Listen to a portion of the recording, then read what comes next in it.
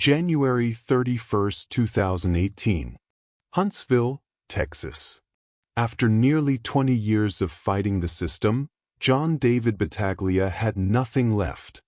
No appeals. No more stalling. Just the sound of the clock ticking toward 9 p.m., and the knowledge that his life, like the ones he had taken, was about to end. For 2 decades, he sat on death row, a man both defiant and unrepentant. Even in his final moments, he wore a smirk, as if the crimes that brought him here were someone else's burden to carry. But Battaglia's story wasn't just about a man on a gurney. It was about betrayal, rage, and 2 innocent children caught in the crossfire of their father's twisted revenge. To understand how he got here, we have to go back to the boy he once was, the man he pretended to be, and the killer he became. John David Battaglia was born on August 2, 1955, in Enterprise, Alabama, into a military family of Italian descent. His father's career meant constant movement. 1 year, Germany. Another, a new town in the States. For young John, home was never permanent. He was bright, good-looking, and charismatic, traits that would later draw people toward him. But beneath the charm was volatility, a temper that could ignite without warning. After high school in New Jersey, he dabbled in college, starting in pre-med, switching to accounting, then walking away from both. In 1974, searching for discipline, he enlisted in the Marines. Structure gave him purpose, and he thrived for a while, rising to sergeant. But once discharged, the lack of order unraveled him again. Drugs, bad decisions, and erratic behavior followed. By the time he settled in Dallas, Texas, in the 1980s, Battaglia was chasing 2 things: success and control. He became a certified public accountant, dabbled in modeling, and presented himself as the picture of stability. Women were drawn to him, tall, fit, with the confidence of a man who knew how to command a room.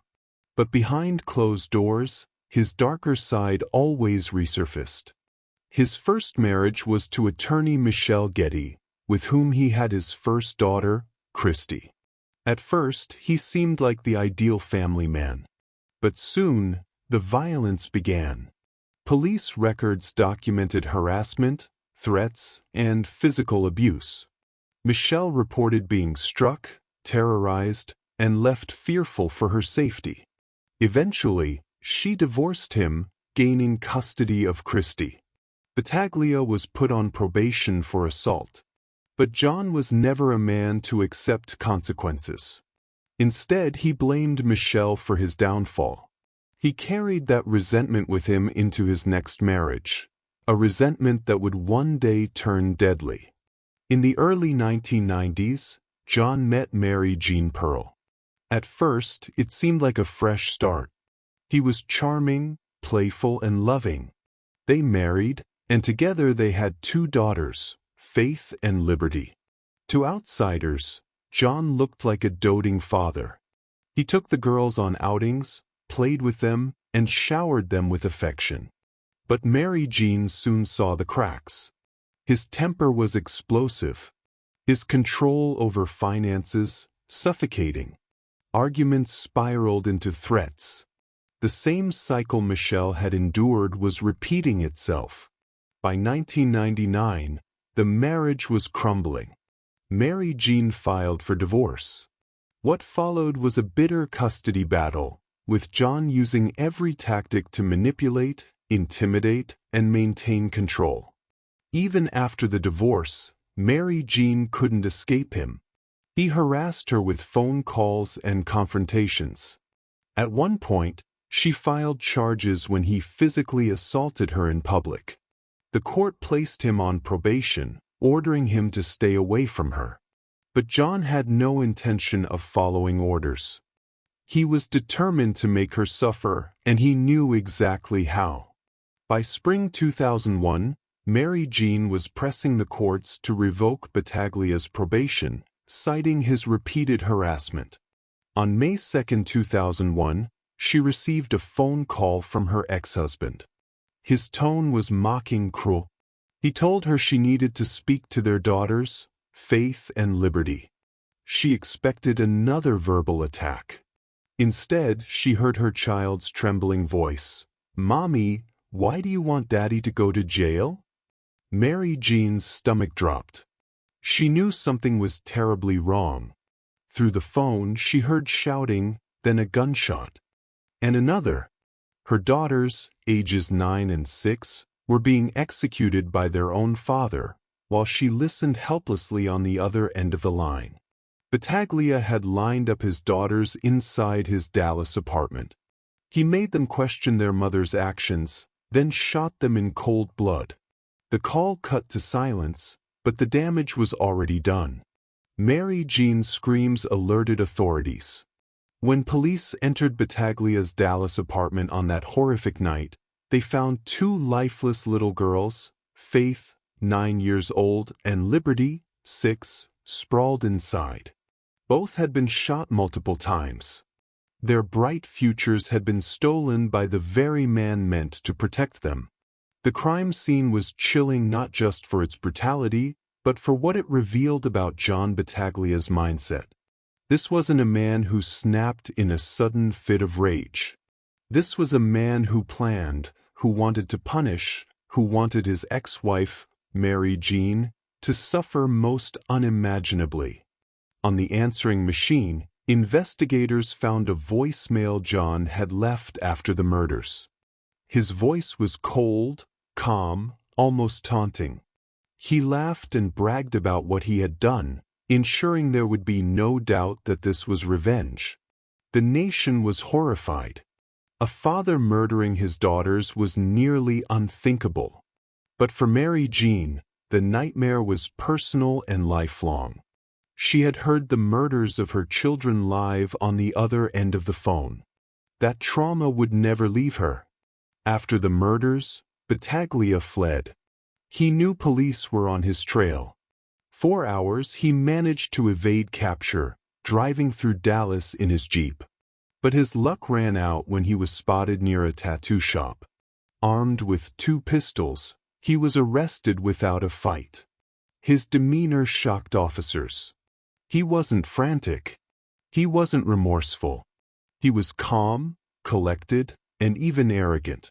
Almost as if he believed none of this was his fault. In 2002, John David Battaglia went to trial for the capital murders of his daughters. Prosecutors painted him as a narcissistic, abusive man who had a long history of violence toward women. They argued the murders were deliberate, calculated, and meant to inflict maximum pain on Mary Jean. The evidence was overwhelming. Mary Jean's 911 call. The chilling voicemail. Forensic proof of execution-style shootings. His history of violence and harassment. The defense tried to paint Battaglia as mentally ill, unstable, and incapable of truly understanding his actions. They claimed he suffered from bipolar disorder and other psychological conditions. But the jury wasn't swayed. This wasn't mental illness. This was cruelty. It took jurors only 19 minutes to find him guilty of capital murder. The sentence, death by lethal injection. As the verdict was read, Battaglia showed no emotion. In fact, he almost seemed amused. From 2002 to 2018, John David Battaglia sat on death row in Texas. Most inmates spend that time reflecting, sometimes expressing remorse, sometimes finding religion. But Battaglia? He doubled down. He never admitted guilt. He never apologized. Instead, he played games with the system, filing appeals, claiming incompetence, and attempting to convince courts that he was too mentally ill to be executed. But when psychologists interviewed him, a disturbing picture emerged. He wasn't delusional. He wasn't detached from reality. He was manipulative, cunning, and deeply narcissistic. One evaluator wrote that Battaglia's supposed insanity was an act, a performance designed to avoid punishment. And he played it well. He told stories about demons and conspiracies, hoping to stall the inevitable. But every time court saw through it. Meanwhile, Mary Jean was forced to relive her daughter's murders through years of hearings, appeals, and delays. Each time she entered a courtroom, she was face to face with the man who destroyed her life. And each time, he looked back at her with the same smug smile. Finally, after years of appeals, the courts set an execution date, January 31, 2018. On that day, Battaglia was transferred to Huntsville, Texas, where the state's execution chamber waits behind thick concrete walls. At 9 p.m., he was strapped to the gurney. Witnesses gathered, including Mary Jean, who came to see justice delivered. When asked if he had any final words, John David Battaglia smirked. His words were not of regret, not of sorrow, but of mockery. He looked toward his ex-wife and said, "Well, hi, Mary Jean. See y'all later. Go ahead, please don't blow it. I'm ready to go." It was a final act of cruelty to look into the eyes of the woman he had tormented for decades and leave her with words meant to sting. At 9:04 p.m., the lethal drugs began to flow. Within moments, his body stilled. At 9:22 p.m., John David Battaglia was pronounced dead. For Mary Jean, the execution didn't erase the pain.